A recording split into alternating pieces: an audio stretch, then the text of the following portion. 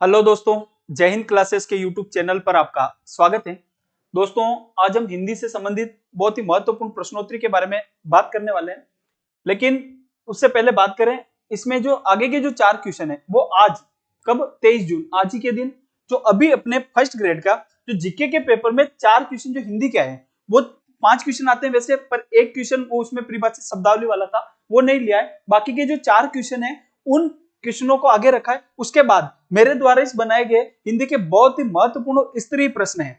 आप उन प्रश्नों को एक बार देखना। अगर आपने वास्तव में हिंदी पढ़ी है तो आप उन प्रश्नों के उत्तर जरूर दे पाओगे, या दे पाते हो या नहीं दे पाते हो ये आपको पता कब चलेगा, जब आप इस क्लास को पूरी देखोगे। अगर आप दोस्तों ये सोचोगे कि यार छोटा चैनल है, पढ़ाने वाले इतने बड़े नाम नहीं है, क्या होगा इनमें, क्या इनके अच्छा होगा, तो दोस्तों जब तक आप एक बार पूरे देखोगे नहीं इस प्रश्नोत्तरी को तब तक आपको कोई जानकारी नहीं होने वाली है। तो आप हमारे बारे में पहले से कोई पूर्व धारणा नहीं बनाए, बल्कि आप इस क्लास को पूरी देखें या फिर आप इनमें लिए गए प्रश्नों को देखें। अगर प्रश्न स्तरीय नहीं हो या फिर आपको सही से नहीं बताया जाए तो फिर बाद में आप कोई भी अपनी धारणा बनाना। दोस्तों, अभी हम बात करने वाले किसके बारे में, जो अपने फर्स्ट ग्रेड आज अभी पेपर हुआ है और उसमें जीके के अंदर जो 4 क्वेश्चन आते हैं, फर्स्ट पेपर के अंदर जो 4 क्वेश्चन हिंदी के आते हैं उनके बारे में हम बात करने वाले हैं। देखो, उसमें 4 क्वेश्चन हुए, उसके बाद मेरे द्वारा बनाए गए आगे क्वेश्चन है। देखो, अभी हम बात करें इसमें निम्नलिखित में से किस विकल्प के सभी शब्द शुद्ध हैं। क्या कह रहा है ये, सभी शब्द शुद्ध हैं। इसका मतलब उसमें जो दो ऑप्शन दे रखे हैं दोनों शब्द शुद्ध होने चाहिए। देखो,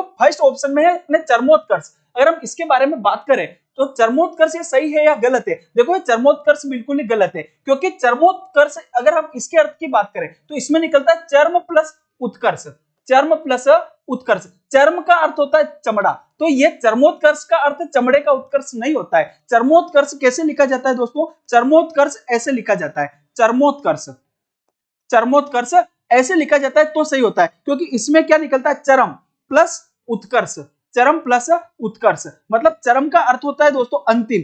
चरम का अर्थ क्या होता है, अंतिम। तो इसका चरमोत्कर्ष का मतलब वो अंतिम उत्कर्ष, मतलब उसके आगे और नहीं बढ़ाया जा सकता है। तो ये चरमोत्कर्ष क्या हो गया, गलत हो गया। उसके बाद दूसरा है दोस्तों अहर्निश। देखो, मैंने जब व्यंजन संधि पढ़ाई, आप जाके देखना, व्यंजन संधि में मैंने अंतिम नियम बताया था व्यंजन संधि का, अहन का नियम था कि अहन के बाद में अगर र को छोड़कर कुछ भी आता है तो अहन का अहर हो जाता है। र को छोड़कर अगर कुछ भी आता है तो अहन का क्या होता है दोस्तों, अहर हो जाता है। ये बात करी। और अगर र आता है तो अहन का अहो हो जाता है। क्या हो जाता है, अहो हो जाता है। अब इसमें क्या है, अगर हम इसके टुकड़े कर रहे हैं दोस्तों तो क्या निकलता है, अहन प्लस निशा निकलता है। अहन प्लस निशा निकलता है। अहन किसका पर्यायवाची है, दिन का पर्यायवाची है। निशा किसका पर्यायवाची है, रात का पर्यायवाची है। अब यहाँ पे देखो, अहन के बाद में र को छोड़कर आए ना तो अहन का क्या बना देंगे, अहन का अहर बना देंगे, और यह शब्द क्या बन जाएगा दोस्तों, अहरनिश बनेगा। क्या बनेगा, अहरनिश। ठीक है, अहरनिश का मतलब होता है दिन और रात। अहरनिश का मतलब क्या होता है, दिन और रात द्वंद्व समास है। अब इसमें गलती क्या है, तो इसमें ये जो र है ना,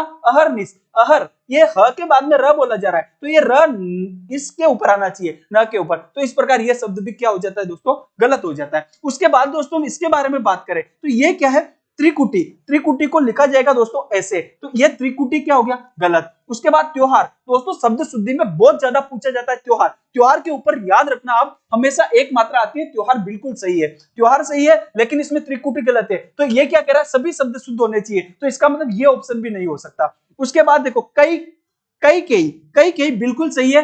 कई कई, कई पहले 2 मात्रा, एक ही मात्रा आती है फिर एक ही मात्रा आती है, ये ध्यान रखना। कई कई बिल्कुल सही है, लेकिन इसमें जो केवल्य है ना ये गलत है दोस्तों, क्योंकि इसके अंदर पीछे यह पढ़ते हैं और यह पढ़ते के कारण आगे गुणात्मक परिवर्तन होकर कै प्लस वल्य, कैवल्य ये बनेगा।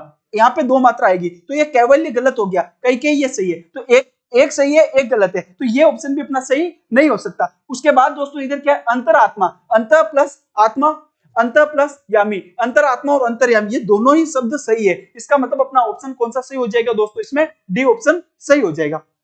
उसके बाद आज ही के फर्स्ट ग्रेड के पेपर में अगला क्वेश्चन था, संधि से संबंधित था। निम्नलिखित में से त्रुटिपूर्ण संधि विच्छेद है, मतलब संधि विच्छेद कर रखा है और एक संधि विच्छेद गलत है। देखो, सड़ानन, सड़ानन, सड़ानन के अगर हम संधि विच्छेद करें तो व्यंजन संधि है और क्या होगा, सट प्लस आनन, सट प्लस आनन। मैंने आपको व्यंजन संधि का पहला ही नियम बताया कि पहले के बाद में अगर 3-4 एक अंत स्वर आए तो पहला अपने ही वर्ग के तीसरे में बदलता है, पहला अपने वर्ग के तीसरे में बदलेगा। तो इसका क्या हो, ट ठ ड ड क्या हो जाएगा, ड आधा। उसके बाद में आ है तो इसमें आ की मात्रा लगाएंगे तो क्या हो जाएगा दोस्तों, हलंत हट जाएगा, ये आ की मात्रा लगा दी, और इधर क्या हो गया, सड़ा, और इधर नो चेंज क्या बचा, आनंद। सो सट प्लस आनंद, सड़ानंद। अब देखो इसमें गलती क्या है, इसमें गलती है कि ट हलंत आना चाहिए, ट स्वर रहित आना चाहिए, जबकि इसमें ट इसने क्या दिया, पूरा दिया। इसका मतलब त्रुटिपूर्ण तो संधि अपने यही हो जाती है, ये क्या हो गया, बिल्कुल यहाँ पे गलत हो गया। उसके बाद आ प्लस छादन, बाकी का ऑप्शन भी देख लेते हैं। आ प्लस छादन, आच्छादन। दोस्तों व्यंजन आगम का नियम, इसी में इससे मिलता जुलता मैंने आपको उदाहरण बताया होगा, विच्छेद, और आच्छादन भी बताया, वी प्लस छेद, वी प्लस छेद क्या हो जाएगा, वी प्लस एक सेकंड दोस्तों, ये अपने मर्जी से चल रहा है, अपने कहना नहीं मान रहा है। वी प्लस छेद क्या हो जाएगा, वी प्लस छेद, और व्यंजन आगम के नियम से उसमें व्यंजन बीच में आता है और विच्छेद शब्द बनता है। ऐसे आ प्लस छादन, आच्छादन सही है। पितृ प्लस अनुमति, देखो दोस्तों इसमें प्रथम पद की अंतिम ध्वनि क्या है, री है, और द्वितीय पद की प्रथम ध्वनि क्या है, अ है। दोनों तरफ क्या आ गए, स्वर आ गए, तो कौन सी है, स्वर संधि है। अब स्वर संधि में कौन सी हो सकती है, अब देखो ई उ री के बाद में अगर कोई भी असमान स्वर आए तो ई का य, उ का व और री का र बनता है, किसमें, यण संधि में। ये यण संधि है, री के बाद में असमान स्वर है तो री का क्या बनेगा, र बनेगा, और इधर आगे क्या बचा, नो चेंज, त बचा, और इन दोनों का मिक्स हो क्या हो गया, त्र हो गया, तो ये यहाँ पे त्र बना है। तो पितृ प्लस अनुमति से क्या बन गया दोस्तों, पितृनुमति। लेकिन ये यहाँ पे जो बड़ी मात्रा कर रखी है ना, ये शायद दोस्तों मुझे ऐसा लग रहा है प्रिंट मिस्टेक कर दी भी टाइप करने वाले ने, तो ये यहाँ पे क्या होगा, पितृनुमति, ये मात्रा यहाँ पे क्या आ जाएगी, छोटी आ जाएगी, और ये शब्द बिल्कुल सही हो जाएगा। वाक प्लस मय, देखो यहाँ पे भी ये व्यंजन संधि है, और इसमें व्यंजन संधि का कौन सा नियम है, व्यंजन संधि में पहले के बाद में अगर पांचवा आता है तो पहला अपने ही वर्ग के पांचवें में बदलता है, ये मैंने आपको व्यंजन संधि में नियम बताया। वाक प्लस मय, और ये का ये शब्द मैंने आपको जो अपने व्यंजन संधि की मैंने क्लास ले रखी है ना, उनमें ये के ये सारे के सारे शब्द अपनी जो व्यंजन संधि की क्लास है उसमें ये के ये शब्द है। उदाहरण भी ये के ये आपको अपनी व्यंजन संधि की क्लास में मिल जाएगा। वाक प्लस मय, वांग्मय, इसमें कौन सा नियम लगा है, तो पहले के बाद पांचवा आता है तो पहला अपने ही वर्ग के पांचवें में बदलता है, और इसमें भी दोस्तों यहाँ पे बिंदी आएगी, ये भी टाइप करने वाले ने मिस्टेक कर दी। क्या बनेगा, क्योंकि पहले का पांचवा बनेगा तो वांग्मय बनेगा, क्या बनेगा, ये वांग्मय, ये क्या आएगा, ये वाला आएगा, क वर्ग का पंचमा अक्षर यहाँ पे बन जाएगा, वांग्मय। तो इसका मतलब ये भी सही है, मतलब संधि विच्छेद ये सही है, ये सही है, और ये इसमें संधि विच्छेद गलत है क्योंकि इसमें हलंत नहीं लगा हुआ था। तो अपना ऑप्शन कौन सा सही हो जाएगा दोस्तों, अपना ऑप्शन ए यहाँ पे सही होने वाला है।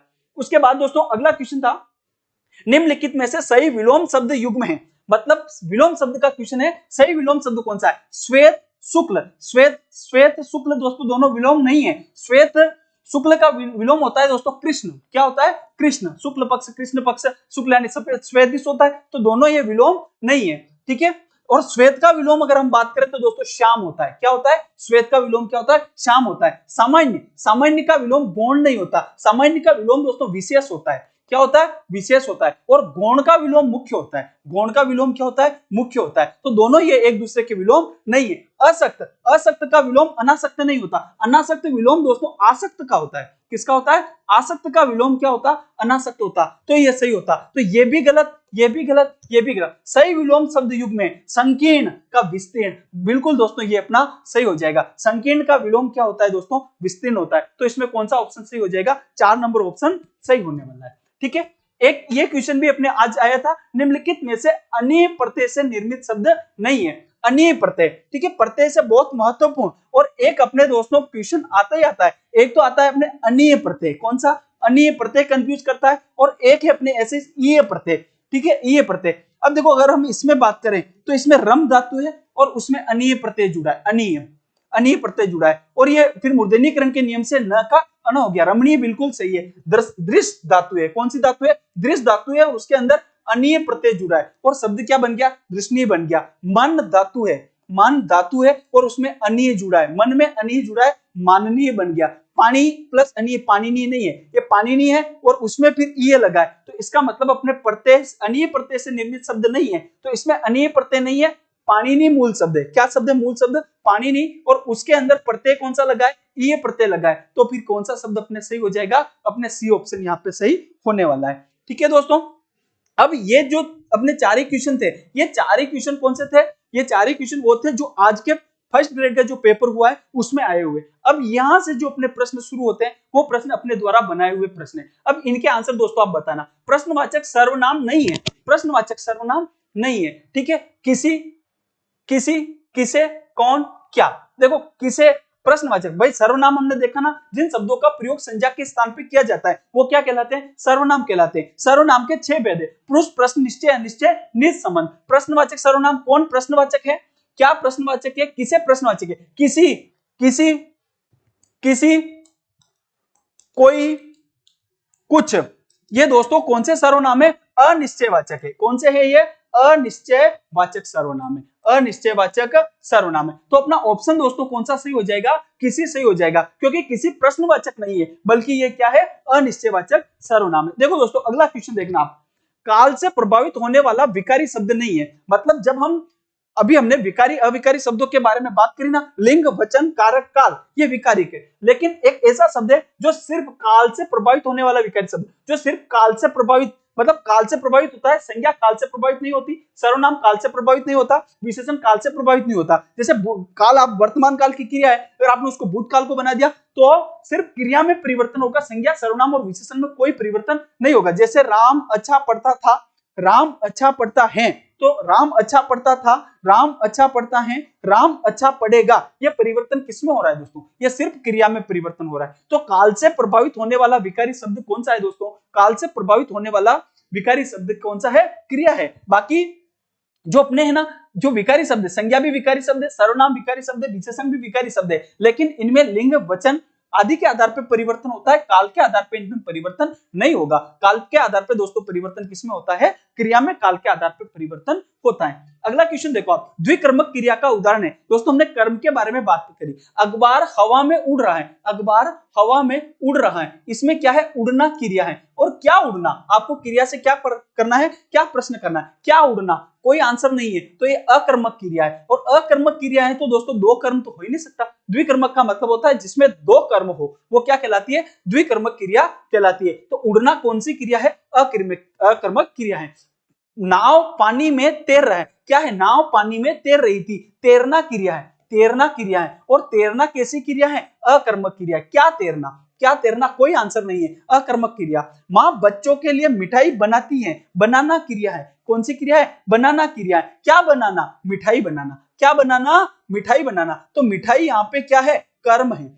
मिठाई यहाँ पे क्या है? कर्म है। क्वेश्चन क्या है? द्विकर्मक क्रिया का उदाहरण है, तो उपयुक्त में से कोई नहीं, इसमें कोई ऑप्शन नहीं है जिसमें द्विकर्मक हो। द्विकर्मक क्रिया कैसे होती है? द्विकर्मक क्रिया होती है, एक तो गौण कर्म होता है, एक मुख्य कर्म होता है। मैंने उदाहरण दिया आपको कि अध्यापक छात्रों को, अध्यापक जी छात्रों को भूगोल पढ़ा रहे हैं, भूगोल पढ़ा रहे हैं। ठीक है, अब ये द्विकर्मक क्रिया का वाक्य है दोस्तों। अध्यापक जी छात्रों को भूगोल पढ़ा रहे हैं, इसमें क्रिया कौन सी है? पढ़ाना क्रिया। क्या पढ़ा रहे हैं? भूगोल पढ़ा रहे हैं, तो भूगोल यहाँ पे मुख्य कर्म है। भूगोल दोस्तों यहाँ पे क्या है? मुख्य कर्म है। और कर्ता ने कर्म को, जो सजीव कर्म होता है वो गौण कर्म होता है, गौण कर्म। हमने कर्म की क्लास, हमने क्रिया के बारे में दोस्तों पिछली क्लास में बात करी है, आप देखना उसमें ये कई उदाहरण मैंने दे रखा है कि छात्रों को, छात्र इसमें गौण कर्म है, और जो निर्जीव होता है वो क्या होता है दोस्तों? मुख्य कर्म होता है। तो ऐसे ये वाला जो उदाहरण है ना, अध्यापक जी छात्रों को भूगोल पढ़ा रहे हैं, ये द्विकर्मक क्रिया है। इसमें ये जो दिए हुए उसमें किसी में भी द्विकर्मक क्रिया नहीं है, तो अपना ऑप्शन कौन सा सही हो जाएगा? उपयुक्त में से कोई नहीं ऑप्शन सही हो जाएगा। अगला क्वेश्चन देखो दोस्तों, विद्वान लोगों का हर स्थान पर सम्मान होता है, रेखांकित में विशेषण का भेद बताइए। क्या इस शब्द में, इसमें विद्वान लोगों में विधेय विशेषण है, उद्देश्य विशेषण है, गुणवाचक विशेषण है, या गुणवाचक उद्देश्य विशेषण है? देखो दोस्तों अगर इसमें देखा जाए तो इसमें क्या है? विद्वान लोगों। देखो मैंने आपको विशेषण के बताया कि विशेषण के 4 भेद होते हैं, गुणवाचक, संख्यावाचक, परिमाणवाचक और एक सार्वनामिक या फिर संकेतवाचक विशेषण। ठीक है दोस्तों, एक मैंने विशेषण के प्रयोग के आधार पे कि आप विशेषण का प्रयोग विशेष्य से पहले कर रहे हो या फिर आप विशेषण का प्रयोग विशेष्य के बाद में कर रहे हो। अगर आप जैसे ये विद्वान लोग है, अगर आपने ऐसा कहा विद्वान लोग, क्या कहा हमने कहा दोस्तों विद्वान लोग, विद्वान लोग, विद्वान लोग। इसमें लोग क्या है दोस्तों? इसमें लोग क्या है? विशेष्य है। और इसमें विद्वान क्या है दोस्तों? विशेषण है। विद्वान क्या है? विशेषण है। अब जब विशेषण का प्रयोग विशेष्य से पहले किया जाता है दोस्तों, तो वो कहलाता है उद्देश्य विशेषण। को क्या कहलाता है? वो उद्देश्य विशेषण। क्या कहलाता है? वो उद्देश्य विशेषण। और अगर विशेष्य का प्रयोग अगर विशेषण का प्रयोग विशेष्य के बाद में किया जाता है, जैसे मैं कहूं लोग विद्वान, लोग विद्वान, तो फिर क्या हो जाएगा, अगर हमने कहा लोग विद्वान तो फिर लोग विद्वान, तो यहाँ पे क्या हो जाएगा, विधेय विशेषण हो जाएगा। कौन सा विशेषण हो जाएगा, विधेय विशेषण हो जाएगा। तो यहाँ पे दोस्तों आया क्या है, यहाँ पे क्या आया है, यहाँ पे आया क्या है अपने विद्वान लोग, तो विधेय विशेषण तो हो नहीं सकता। विधेय विशेषण कब होता, जब लोग विद्वान होता तो विधेय विशेषण। इसमें उद्देश्य विशेषण है क्या, बिल्कुल उद्देश्य विशेषण है, लेकिन हमें चारों ऑप्शन देखने हैं। इसमें गुणवाचक विशेषण है क्या, इसमें गुणवाचक विशेषण भी है, इसमें उद्देश्य विशेषण। गुणवाचक क्यों, क्योंकि ये क्या कर रहा है, गुण बता रहा है, संख्या थोड़ी बता रहा है जो संख्यावाचक होगा, नाम तोल थोड़ी है, तो यहाँ पे वो भी नहीं होगा, सार्वनामिक भी नहीं होगा। तो इसमें गुणवाचक भी है, उद्देश्य भी है, तो दोनों ऑप्शन, और दोनों के लिए ये आगे ऑप्शन दे रखा है। तो अपने जल्दबाजी में ऐसा नहीं हो कि आपने यहाँ पे देखा कि उद्देश्य विशेषण और आपने यहाँ पे बी राइट कर दिया। नहीं दोस्तों, बी राइट नहीं है, क्योंकि इसमें गुणवाचक भी है और उद्देश्य विशेषण भी है। तो अपना ऑप्शन कौन सा सही हो जाएगा, गुणवाचक और उद्देश्य वाला ऑप्शन सही होने वाला है। ठीक है दोस्तों, तो ये अपने विशेषण का एक क्वेश्चन था। अगला क्वेश्चन है, विशेषण नहीं है, बहुत ही स्तरीय क्वेश्चन है, आप इसको एक बार देख लो, देखिए आपको इसका आंसर आता है कि नहीं आता है। विशेषण नहीं है, इसका मतलब यह है कि इसमें से 4 शब्द है, इनमें से 3 शब्द विशेषण है, एक ऐसा शब्द है जो विशेषण नहीं है। अब हम विशेषण का पता कैसे लगाएंगे कि कोई शब्द विशेषण है या नहीं है, तो दोस्तों उसका सिंपल सा पता लगाने की ट्रिक यह है कि आप विशेषण के बाद में किसी संज्ञा का प्रयोग करो। अगर उस संज्ञा का प्रयोग सही से हो जाता है तो विशेषण है, क्योंकि विशेषण क्या करता है, संज्ञा या सर्वनाम की विशेषता बताता है। अब देखो, विचारणीय तथ्य, विचारणीय तथ्य, मैंने कह दिया ना कि विचारणीय विषय ले लो आप, यहाँ पे विचारणीय विषय, तो ये विषय की विशेषता होगी कि वो क्या है, विचारणीय। इसका मतलब ये विशेषण है, ये क्या कह रहा है, विशेषण नहीं है। वंदनीय माँ, अब देखो ये माँ है और माँ की विशेषता बता दी कि माँ कैसी है, वंदनीय है, तो वंदनीय विशेषण है। भयभीत लोग, भयभीत लोग, तो लोगों की विशेषता होगी कि वो क्या है, भयभीत है। श्रद्धा, अब आप ये श्रद्धा के लगाओ आगे, आप श्रद्धा के संज्ञा लगा ही नहीं सकते, श्रद्धा माँ नहीं होता है, श्रद्धेय माँ होता है। श्रद्धा से आप अगर विशेषण बनाओगे तो श्रद्धेय माँ बनेगा। ठीक है, तो श्रद्धा क्या है दोस्तों, श्रद्धा क्या है, श्रद्धा भाववाचक संज्ञा है। श्रद्धा क्या है दोस्तों, भाववाचक संज्ञा है। ठीक है, तो अपने ऐसे भी प्रश्न आते हैं, हम सब कुछ अंदर पढ़ लिया, अंदर से पढ़ लिया, हमने उसके भेद भी पढ़ लिया, सब कुछ पढ़ लिया, और अपने आगे जाके देखा प्रश्न तो ऐसे बनते हैं, तो कौन सा विशेषण है या नहीं है, तो इसमें श्रद्धा क्या है, भाववाचक संज्ञा है, बाकी के सारे शब्द क्या है, विशेषण है। और हम विशेषण का पता कैसे लगाएंगे, तो हमें उनके साथ पीछे क्या करना है, संज्ञा का प्रयोग करके देखना है। अगला क्वेश्चन देखना आप दोस्तों, विशेषण नहीं है, सेम क्वेश्चन है, बोझिल, स्वप्निल, फैनिल, अनिल। देखो इसमें तो वैसे बोझिल माल, स्वप्निल व्यक्ति, फैनिल जाग के लिए आता है, फैनिल पानी, अनिल तो ये हवा का पर्यायवाची। अनिल किसका पर्यायवाची दोस्तों, हवा का पर्यायवाची है, तो ये फिर क्या हो जाएगा दोस्तों, संज्ञा हो जाएगा। क्या हो जाएगा, ये संज्ञा हो जाएगा। और अनिल चाहे किसी एक व्यक्ति का नाम भी हो सकता है, तो भी व्यक्तिवाचक संज्ञा हो जाएगा। ठीक है, अगला अगर हम क्वेश्चन के बारे में बात करें दोस्तों, संज्ञा है। अगला क्या है, संज्ञा है। भूखा, इसमें से एक शब्द संज्ञा नहीं है, भूखा, पढ़ाकू, ज्ञानी, लालच। ठीक है, अब देखो इसमें भूखा आदमी, अब आप वही आपने इसके पीछे संज्ञा लगाई, संज्ञा सेट हो गई, तो फिर ये क्या है, भूखा विशेषण है। भूखा क्या है दोस्तों, विशेषण है। भूखा आदमी, पढ़ाकू लड़का, तो ये पढ़ाकू क्या है दोस्तों, विशेषण है, क्योंकि लड़के की विशेषता हो गई कि वो क्या है, पढ़ाकू है। ज्ञानी आदमी, तो ये आदमी की विशेषता होगी, तो ज्ञानी क्या है दोस्तों, विशेषण है। ज्ञानी क्या है, विशेषण है। जबकि लालच बुरी बला है, लालच क्या है दोस्तों, तो लालच संज्ञा है। लालच क्या है, भाववाचक संज्ञा है। इससे अगर हम विशेषण बनाएंगे तो क्या बनेगा, लालची बनेगा। विशेषण क्या बनेगा, लालची बनेगा। ठीक है, तो अपना ऑप्शन कौन सा सही हो जाएगा दोस्तों, सी अपना ऑप्शन सही यहाँ पे होने वाला है। अगला क्वेश्चन देखो दोस्तों, अगला क्वेश्चन है, निम्न में से विशेषण है, विशेषण कौन सा है। विशेषण के क्वेश्चन यहाँ पे ज्यादा दे रखे दोस्तों। नाराजगी, ताजगी, कागजी, सादगी।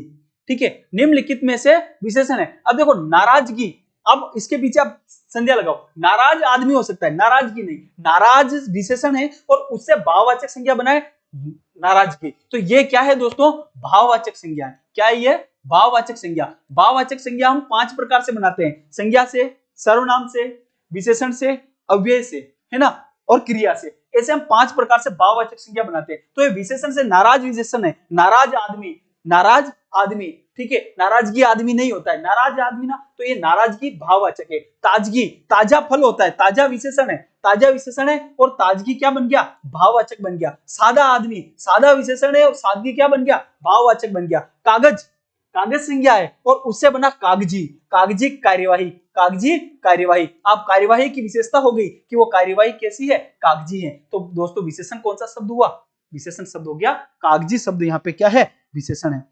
अगला क्वेश्चन दोस्तों, निम्नलिखित में से क्रिया से निर्मित विशेषण नहीं है।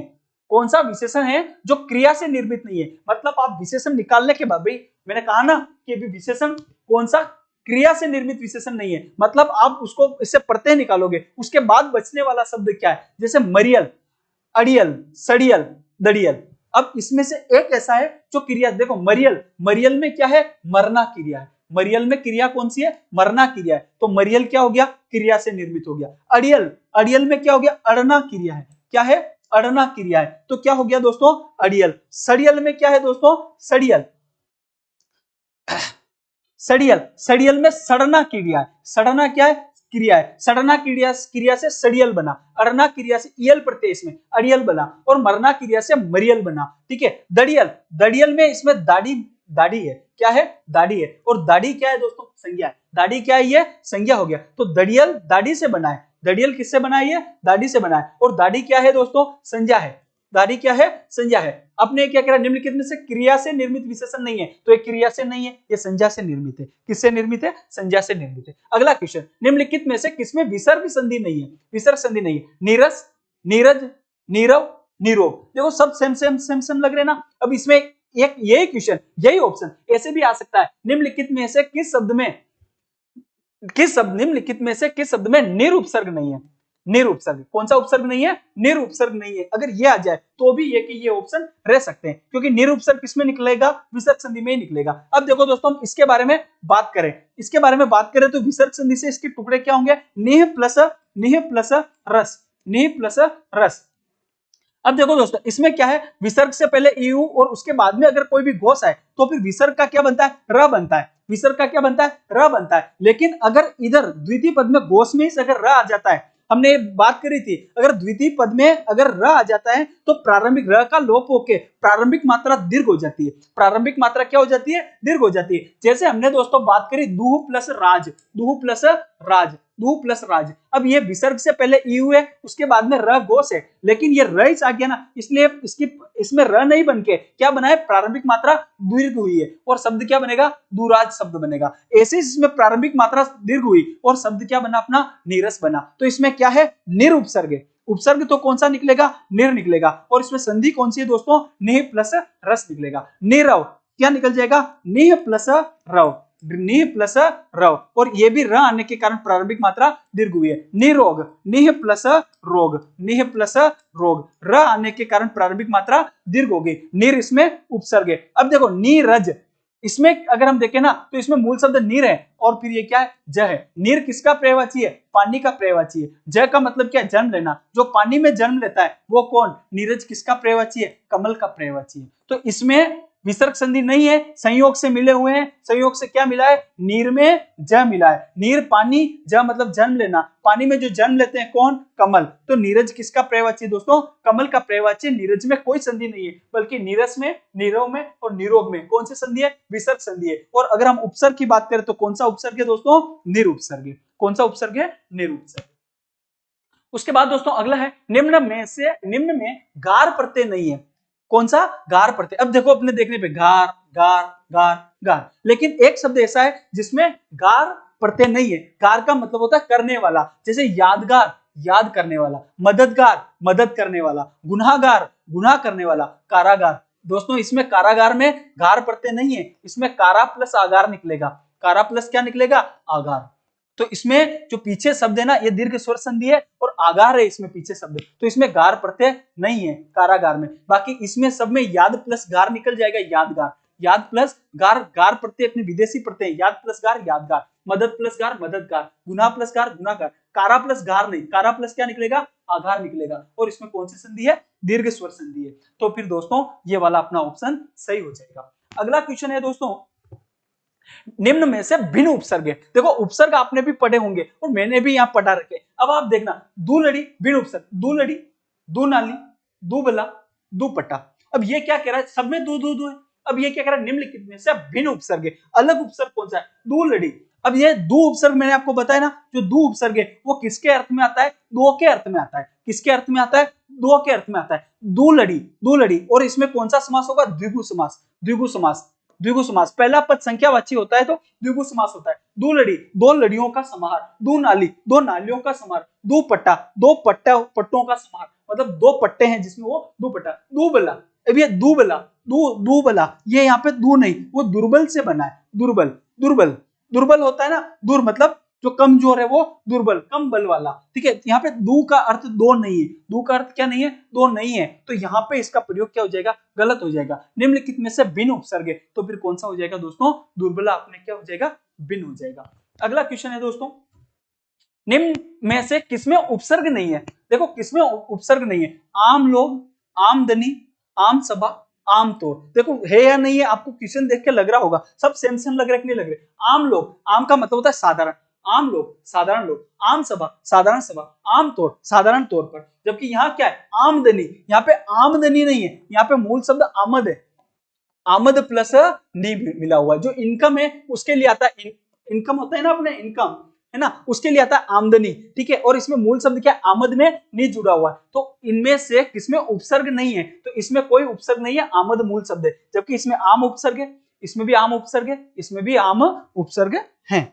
अगला क्वेश्चन है दोस्तों, निम्नलिखित में से कौन सा भेद तत्पुरुष का नहीं है। बहुत ही महत्वपूर्ण दोस्तों, और मैंने जब तत्पुरुष समास पढ़ाया था उस समय भी हमने बात करी कि तत्पुरुष समास में जो कारक होते हैं ना, कारक, कारक कितने होते हैं, 8 कारक होते हैं। उनमें 8 में से 2 कारकों, एक तो किसको, कर्ता कारक को, और एक किसको, संबोधन को। कर्ता और संबोधन, इन दोनों को छोड़कर, इन दोनों को क्या है, छोड़कर बाकी के जो भी विभक्ति चिन्ह है वो सब तत्पुरुष समास के भेद होते हैं। अब ये कह रहा है कर्ता तत्पुरुष, कर्म तत्पुरुष, करण तत्पुरुष, संप्रदान तत्पुरुष, तो इसमें से तत्पुरुष का भेद नहीं होगा। छोड़ना किसको है, कर्ता को और संबोधन को छोड़ना है। तो कौन सा नहीं होगा, कर्ता तत्पुरुष, इसमें इसका भेद नहीं है दोस्तों।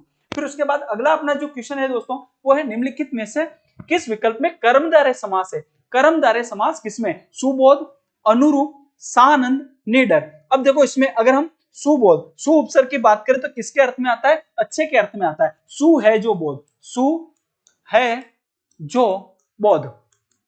ठीक है दोस्तों, तो बोध की विशेषता हो गई कि वो क्या है, सु है, तो कर्मधारय समास तो इसमें हो जाएगा, इसमें कर्मधारय समास। लेकिन आगे वाला ऑप्शन देख लेते हैं, अनुरूप। अनुरूप देखो, अनु उपसर्ग किसमें आता है, अव्ययी भाव समास में आता है, और इसका समास विग्रह क्या होगा, रूप के अनुसार। क्या होगा, रूप के अनुसार। समास विग्रह क्या होगा इसका, अनुरूप, रूप के अनुसार, अनुरूप।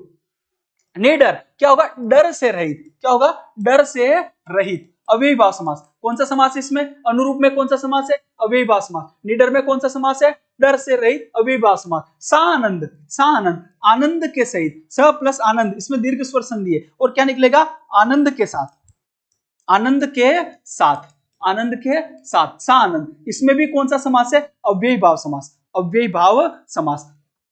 ठीक है दोस्तों, तो इन तीनों में तो अपने कौन सा समास हो गया, अव्ययी भाव समास। और सुबोध में कौन सा समास है, कर्मधारय समास सुबोध में होने वाला है।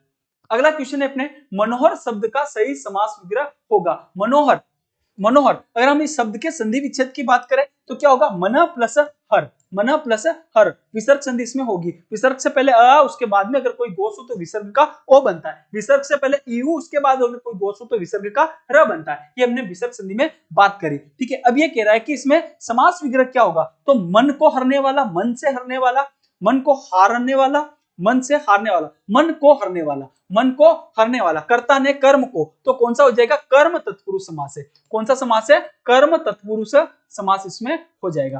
कर्म तत्पुरुष समास, मन को हरने वाला, कर्म तत्पुरुष। अगला है दोस्तों, बहुव्रीहि समास का उदाहरण है कुचाल, कुचाल, सुमति, तुषार ध्वल और नकटा।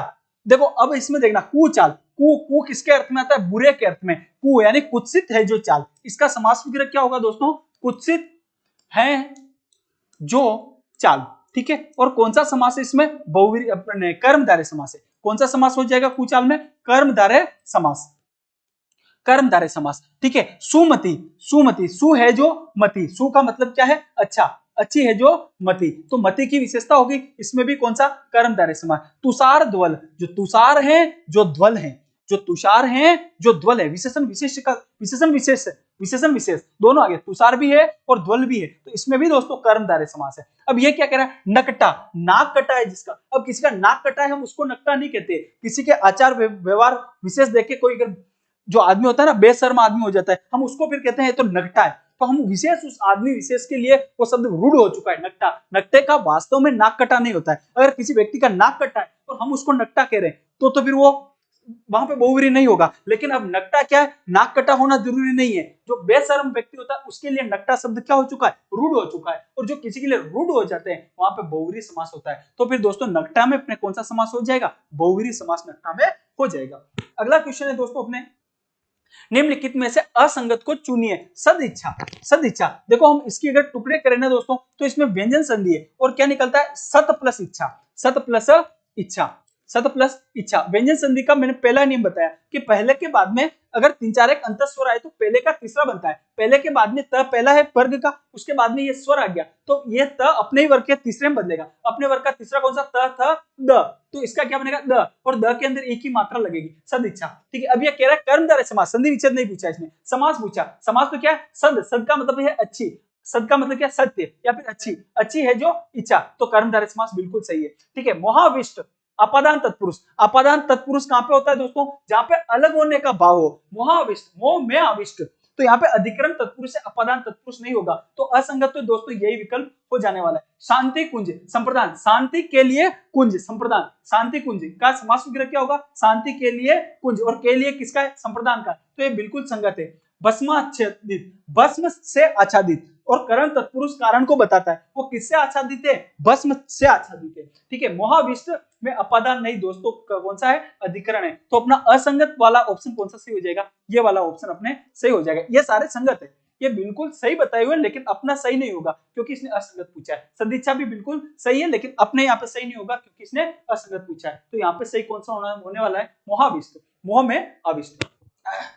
अगला है अपने, डिबिया में पढ़ते हैं, डिबिया, डिब्बा प्लस इया, सिंपल सा है, वैसे दिखाई दे रहा है, डिब्बा प्लस इया, या नहीं, या नहीं, कोई नहीं। ठीक है, तो इसमें इया प्रत्यय हो जाएगा, डिब्बा प्लस इया, मूल शब्द क्या होगा, डिब्बा हो जाएगा। अगला क्वेश्चन है दोस्तों, निम्न में से यण संधि किस शब्द में नहीं है, यण संधि नहीं है। देखो पर्यटन, अगर हम पर्यटन के देखो यरल व से पहले, यण संधि में क्या होगा, यरल व से पहले अगर कोई भी आधा अक्षर आता है, य व र से पहले अगर आधा अक्षर आता है तो उसमें यण संधि होने के चांस रहते हैं। ठीक है, य से पहले आधा अक्षर तो उसमें वी की मात्रा लगाएंगे, क्या हो जाएगा, परि प्लस अटन, परि प्लस अटन, कौन सी संधि है, यण संधि, बिल्कुल सही है। अत्यधिक क्या हो जाएगा, अति प्लस अधिक, अति प्लस अधिक, कौन सी संधि, यण संधि, बिल्कुल सही होने वाली। अधि, अध्यक्षर, अधि प्लस अक्षर, अधि प्लस अक्षर, अध्यक्षर, यण संधि, य से पहले आधा अक्षर।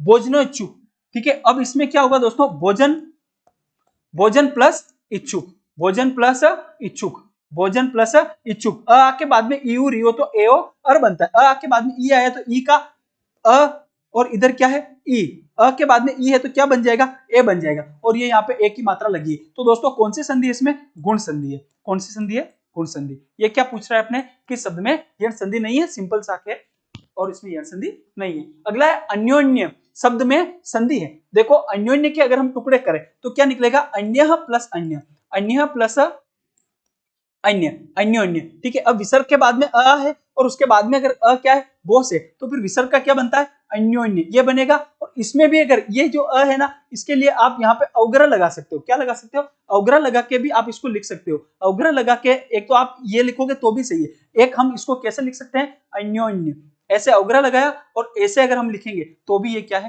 बिल्कुल सही, ये एस का चिन्ह है और इसको क्या बोलते हैं दोस्तों, अवग्रह इसको बोला जाता है। तो अन्योन्य में दोस्तों संधि कौन सी है, विसर्ग संधि इसमें हो जाएगी। ठीक है दोस्तों, तो ये अपने आज जो हिंदी से संबंधित बहुत ही महत्वपूर्ण प्रश्न थे दोस्तों, आप इन प्रश्नों को एक बार देखना, बहुत ही स्तरीय प्रश्न है और किसी न किसी कंपटीशन एग्जाम में आगे आप देखना ये प्रश्न आपको मिलने वाले हैं। तो हमने प्रारंभ में जो 4 प्रश्नों की बात करी वो तो अपने आज का जो फर्स्ट ग्रेड का पेपर हुआ, और फर्स्ट ग्रेड के फर्स्ट पेपर में जो 5 क्वेश्चन हिंदी के आते हैं उनमें से हैं, और उनके भी आप आंसर देख लेना, क्योंकि वो अपने हमें पता चलता है कि आगे के कंपटीशन में किस प्रकार के प्रश्न बनते रहे। बहुत बहुत धन्यवाद दोस्तों।